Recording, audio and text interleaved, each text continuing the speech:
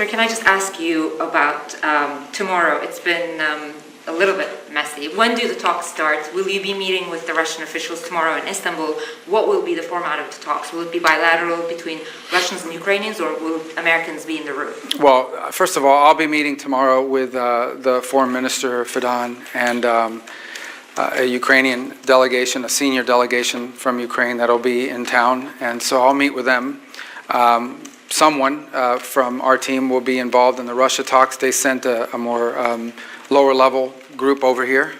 I hope that those talks will be between Ukraine and Russia with our Turkish counterparts in the room, along with someone from our team or members of our team at the appropriate level. But I want to be frank, I don't think, we don't have high expectations of what will happen tomorrow. And frankly, at this point, I think it's abundantly clear that the only way we're going to have a breakthrough here is between President Trump and President Putin. It's going to require that level of engagement to have a breakthrough in this matter.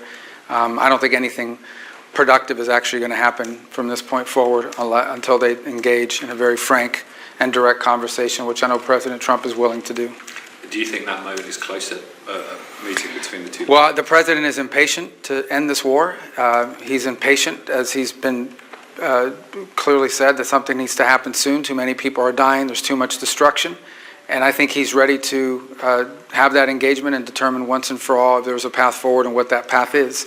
And it's my assessment that I don't think we're going to have a breakthrough here until the President and President Putin interact directly on this topic. But is there any pressure of a deadline on President Putin? Because, I mean, it was 2.5 weeks now since you said if there wasn't concrete progress that you would, and you said at the time now, that you would withdraw as mediators? Well, we haven't been chasing this around the world anymore. I mean, that's already happened. We came because we were told that I was going to be here anyways, obviously, but we came because we were told that there might be a direct engagement between the Russians and the Ukrainians. That was originally the plan. You all heard the same thing. That was not to be the case, or if it is, it's not at the levels we had hoped it would be at. I hope I'm wrong. I hope they have tremendous breakthrough tomorrow if they talk. But I frankly do not believe that we're going to have a breakthrough here until President Trump sits face to face with President Putin and determines what his intentions are moving forward. What I can say with certainty is that the President's, look, he's willing to stick with us as long as it takes to achieve peace. What we cannot do, however, is continue to fly all over the world and engage in meetings that are not going to be productive. Again, I was scheduled to be here anyways because of the NATO summit, and so it just wound up working out that way. But the only way we're going to have a breakthrough here is with President Trump sitting face-to-face with President Putin and determining once and for all whether there's a path to peace, and if so, what it is. So, Mr. Secretary, I don't mean to be glib, but if that's the case, that there isn't going to be any breakthrough or any, is there any progress that you can make tomorrow, or otherwise, what's the point from your point of view? We would hope so. Again, the level of team that was sent by the Russian side is certainly not indicative of one that's going to lead to a major breakthrough. I hope I'm wrong. I hope I'm 100% wrong. I hope tomorrow the news says they've agreed to a ceasefire. They've agreed to enter serious negotiations. But I'm just giving you my assessment, honestly. I don't think it's going to lead to that just because of the structure and how this is all played out.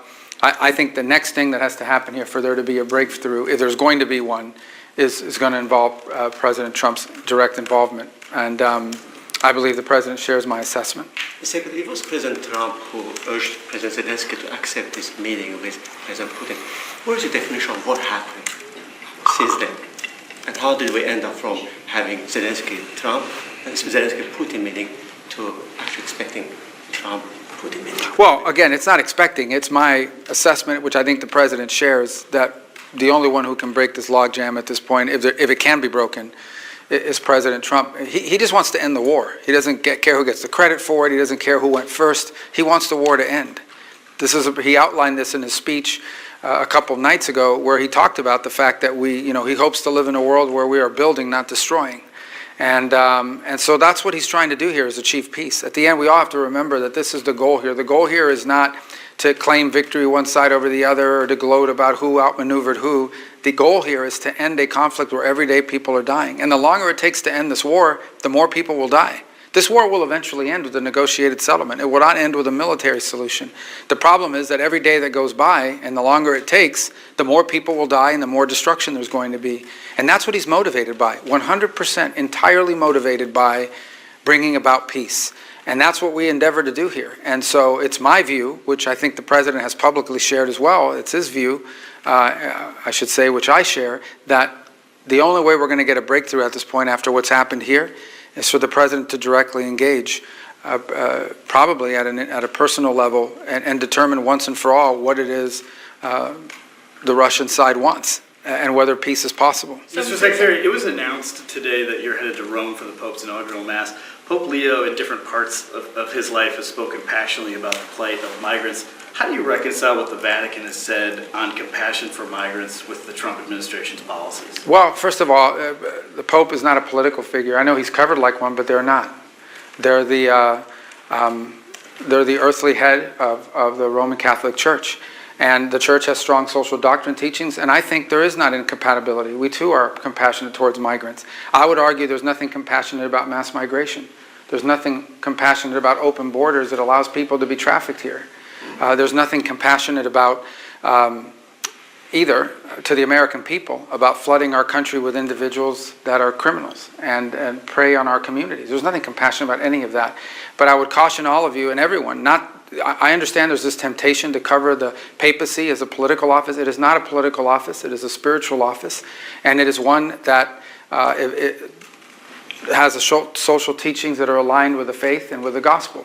And but I don't believe those are incompatible with a national policy that tries to prevent mass migration, which is not compassionate to people that are being trafficked into our country, and is also not compassionate to people in the country who suffer gravely.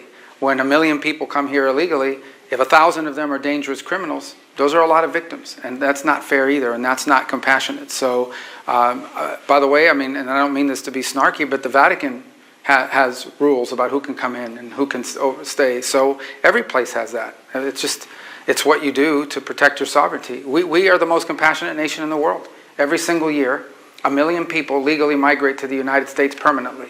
Permanent residency. No other nation is nearly as compassionate as we are. We've been doing it for a long time. But it can't be 5 million people a year that come, with 4 million illegally. That's just not sustainable, and there's nothing compassionate about it for Americans. Mr. Secretary, I was just wondering what the administration is doing at the moment to bring together President Trump and President Putin. I mean, are any messages being sent, and how soon you think such a meeting can happen?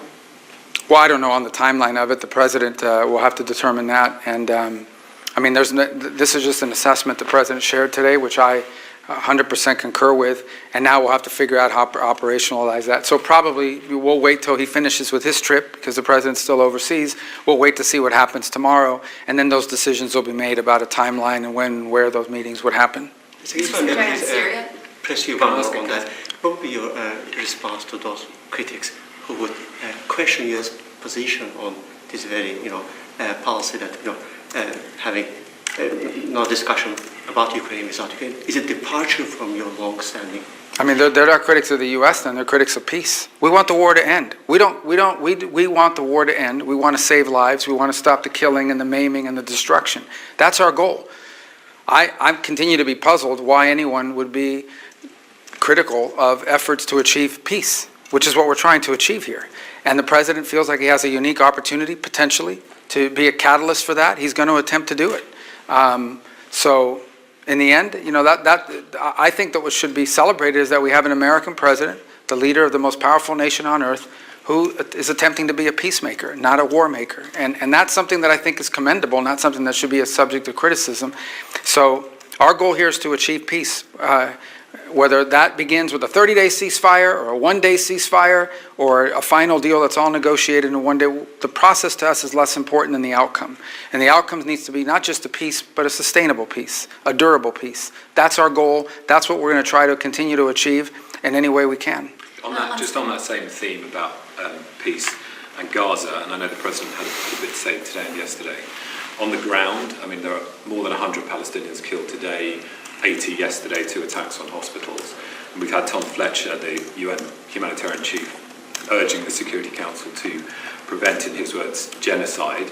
Meanwhile, the families of many hostages are accusing the Netanyahu government of trying to prolong the war for political reasons. What is your engagement with the Israeli government at the moment? Are you 100% behind the nature of the military action?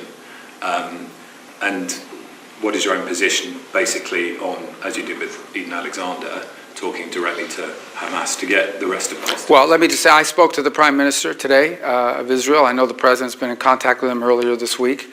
The President talked about this in a speech the other day, that the people of Gaza deserve a better future than what they've had under Hamas.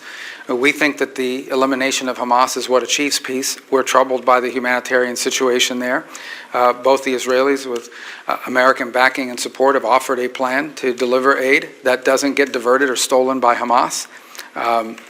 I've heard criticisms of that plan. We're open to an alternative if someone has a better one, but we are for all the aid we can get without without Hamas being able to steal it from people. But I think all of us would love to see an enduring end to this conflict, which, by the way, would end immediately if Hamas were to surrender. They're a terrorist group. They're a group that kidnapped, raped, murdered innocent people that had nothing to do with the war. And as long as they exist and they're around, you're not going to have peace. This is not a peaceful group. This is a group that deliberately on October 7th committed horrifying crimes, which has triggered this conflict.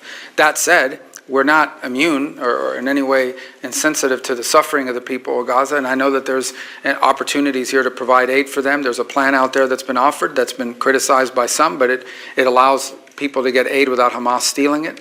And we'll continue to work towards that in ways that we think are constructive and productive. And what about the negotiations? Are you in direct contact with Hamas? And would you continue to do that if it's a way to get the rest of the hostages? Well, I think anybody that tells you there are obviously messages passed between intermediaries in the case of Hamas. There's obviously an external Hamas group, and then there's an internal Hamas group as well. This is a terrorist organization. This is a murderous group that still continues to hold innocent hostages and the bodies and remains of dead hostages as well. They should all be released immediately. That's been our position from the very beginning. They should never have been taken to begin with. So again, we continue to, that continues to be our position, and if there's a role we can play in bringing about the release of these hostages and the return of these remains to their families, and we have an opportunity to play a role, we will. I won't comment any further on the mechanics of it because I don't want to endanger them, but suffice it to say that we know there are others involved. The Qataris have been involved, the Egyptians have been involved, the Turks have been involved, numerous countries have been involved in passing messages and in getting results. And we're very happy to see Eden Alexander home with his family. It was very uplifting, but we recognize that there are still many others left behind. We want to see them all released. Mr. Secretary, on Syria, you met with the delegation today. Can you tell us your impressions? And also, did you get any reassurances on some of the requests you made, including asking all foreign fighters to leave the country? Yeah, look, I think that obviously this is a new relationship. We've now known each other and known them for 24 hours. So it's one that we think that a peaceful, stable Syria would be one of the most dramatic improvements in the region in a very long time. And we want to do everything we can to help achieve that. We have governing authorities there now who have expressed, not openly and repeatedly, that this is a nationalistic movement designed to building their country in a pluralistic society in which all the different elements of Syrian society are able to live together. They've expressed an interest in being at peace with all of their neighbors, including Israel. They've expressed an interest in driving out foreign fighters and terrorists and others that would destabilize the country and are enemies of this transitional authority. And they've asked for our help. And so we're going to try to help them.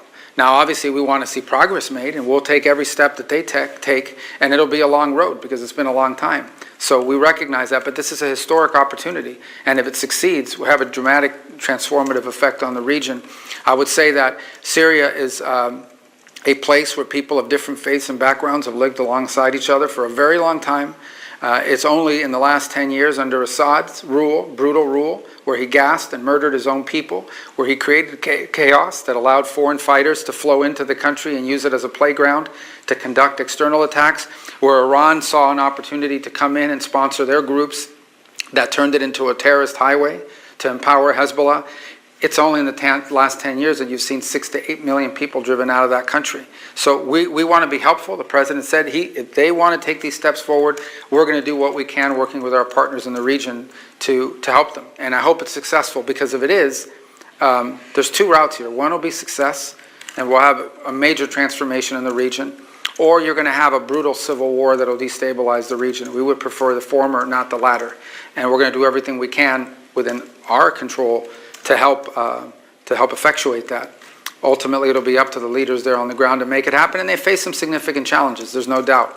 The good news is that there are regional partners like Turkey, like Saudi Arabia, like Qatar, like the UAE, who are willing to contribute. And frankly, the lifting of sanctions, its first effects will be felt not because U.S. dollars are going to flow in, but because our regional partners will now be able to flow in dollars that will allow them not just to stand up a government that can provide basic services, but also will allow them the work of reconstruction. One of the things they expressed today, and they're asking for our help, is to identify weapons of mass destruction, chemical weapons, and so forth, identify these sites and remove them from the country.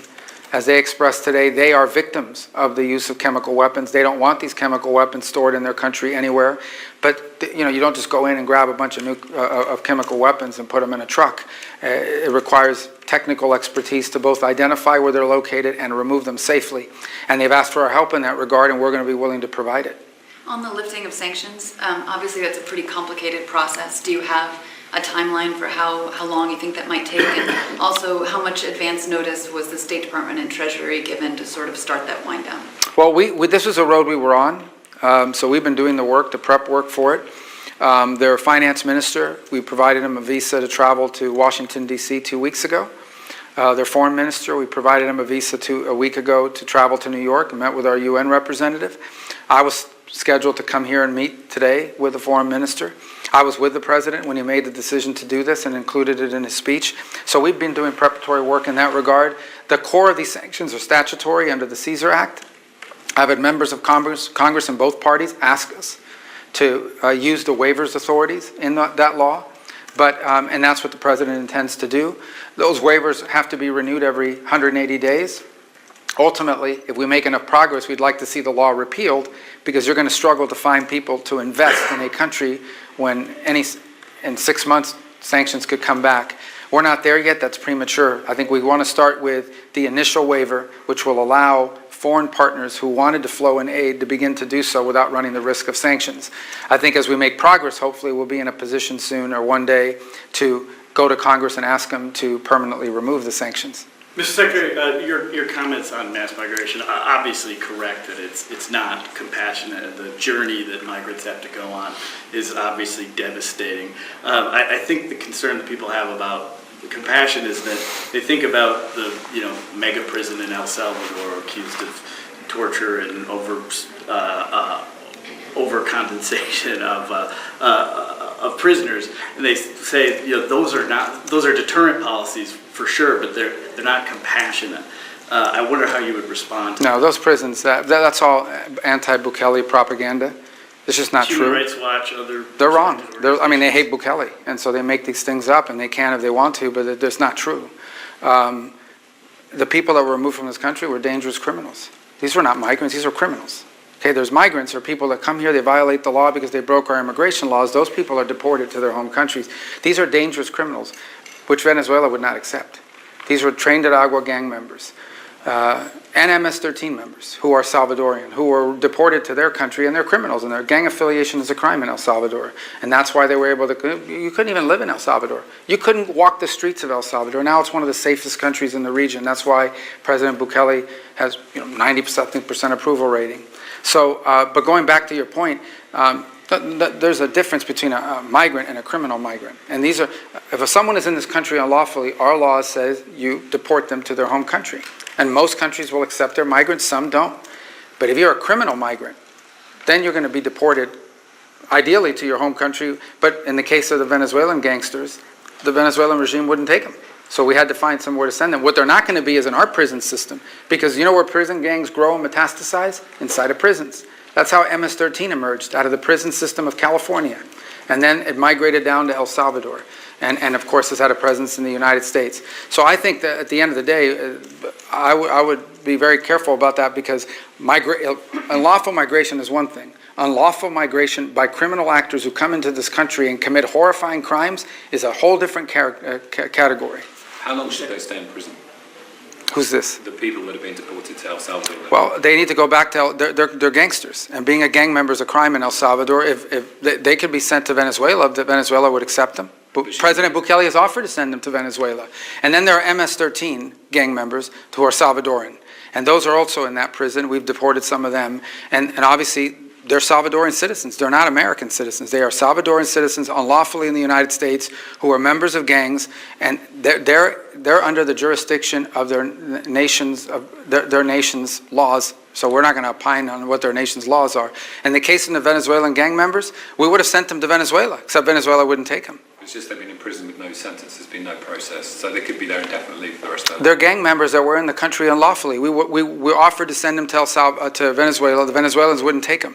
So we found an alternative location. Where they're not going to be is in the prison system of the United States, recruiting new gang members while in prison so they can come out and create even more crime in our country. Mr. Secretary, is Libya also an alternative place that you're thinking? We've had conversations with multiple countries, but I'm not going to comment on which ones they are at this point. Nothing's been finalized.